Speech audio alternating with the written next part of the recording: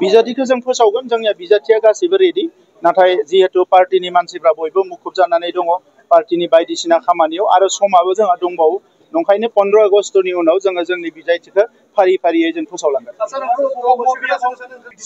बियो बिथांमोननि बाथ्रा बिथांमोना राजखान्थिखौ माबायदि खालामनो नागिरदों जों मिथिया नाथाय जोंनि ओनसोलाव बे tribal and block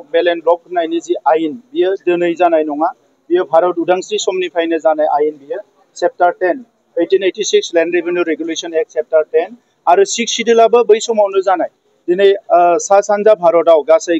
गंजि 6 schedule council दङ दा बेफोर आयेनफोरखौ बिथांमोना मोजाङै स्टाडि खालामा ना राजखान्थि एजेन्डा लानानै बुंदों बे बिथांमोननि बाथ्रा सोरबाया बुंनाय बायदिनो जे दिनै माबा माबि खालामनो हागोन बेबोथ' नङा जोंबो दिनै सरकाराव दङ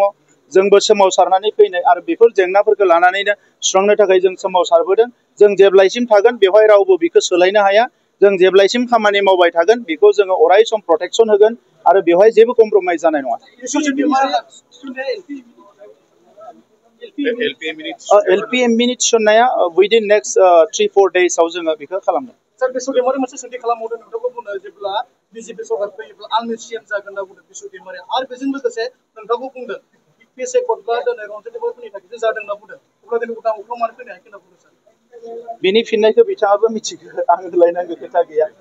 आयेन कानुनजों देशआ सोलियो आरो देशनि आयेन कानुनजोंनो जोङो सोलिनो गोनां जायो दा जोङो नाजाबाय थादों 54 NIA नि केस बिथांमोना दायो बेल मोनबाय CBI आव 6 जन दङ जोंहा NDBX NDB वेलफेयार ससाइटिनि आफादगिरि बेवहाय दङ बिनि थाखायबो जों नांगासिनो दङ दा नंखायनो आं फोथायो जे देशनि आयेन कानुना जेरै दङ बेजोंनो खामानि मावनानै सानसे नङा सानसे जोङो थाबैनो रन्जन दैमारि बिथांखौबो उदां अख्राङाव लाबोनो हागोन बेनि थाखाय हादोरनि नखर मन्त्रि बिथांजों आं रायलायदों खननै खनथाम रायलायबाय बावैसो दुलाराय बर' फरायसा आफाद जोंनि MP जों गासैबो थांना रायलायदों होम सेक्रेटारिजों रायलायदों आरो बेवहाय गोबां पजिटिभ रायलायनाय जादों बिथांखौबो जे बरननो हागोन जोंहा फोथायनाय दङ आरो मोनसे खोथा दं सार जार जिहेतु माने BPF आ दायो मोन 20 फोसावबाय खिन्थु बाखि गोनांखौ 18 फोसावाखै खिन्थु जों नुबाय दिनै माने इउपिपिएलखौ फेजेननो थाखाय बिथांमोना बे पलिसिखौ खालामदों होननानै दासो बुंदों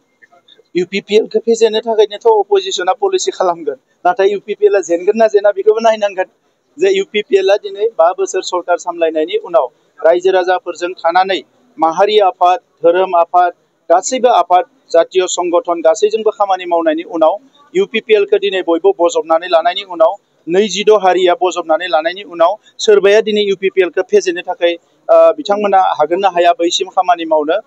दिनैनि थासारियानो बुंगोन दा नंखायनो नैबे बिसायख'थियाव UPPL आ गिनांगौ गैया रायजो राजानो जों अननाय होदों रायजो राजाया जोंनो अननाय होदों रायजो राजानो जों मान होदों दा बे हिसाबै जोंहा फोथायनाय दङ UPPL आ बयनिख्रुइ बांसिन मासि मोननानै सरकार दागोन थेंक इउ